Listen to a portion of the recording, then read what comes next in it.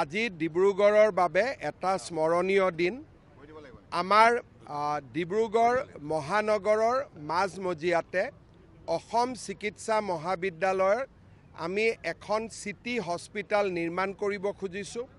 206 কোটি টকা ব্যয় হ'ব, 200খন বিছনা থাকিব আৰু ইয়াত আমি 50টা পেইং কেবিনৰো আমি নিৰ্মাণ কৰিম।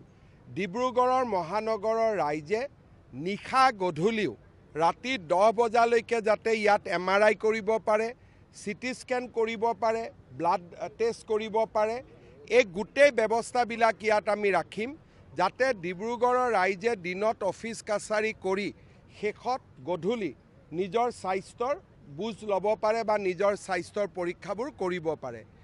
ইয়াৰ উপৰিও অহা মাহত বা তাৰ পিছৰ মাহত 370 কোটি টকাৰে অসম চিকিৎসা মহাবিদ্যালয়ৰ আৱাসিক অঞ্চল এটা নিৰ্মাণৰ কামো আমি হাতত ল'ম।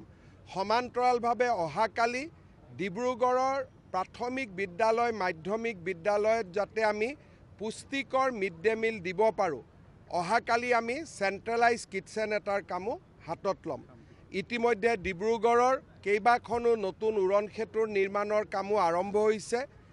আমি অক্টোবৰ ছেপ্টেম্বৰ মাহত ডিব্ৰুগড়ত MLA হোষ্টেল, বিধানসভাৰ আধাৰশিলা স্থাপন কৰাৰ বাবেও ভাৰতৰ উপ ৰাষ্ট্ৰপতি মহোদয়ক নিমন্ত্ৰণ কৰিছোঁ।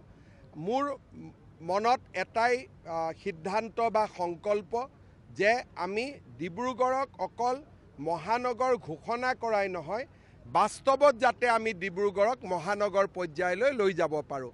কেন্দ্ৰীয় মন্ত্ৰী সৰ্বানন্দ সোণোৱাল ডাঙৰীয়াক ধন্যবাদ জনাইছোঁ তেখেতৰ উপস্থিতি আৰু নিৰন্তৰ প্ৰেৰণাৰ বাবে। বিধায়ক প্ৰশান্ত ফুকন ডাঙৰীয়াকো ধন্যবাদ জনাইছোঁ। দাদা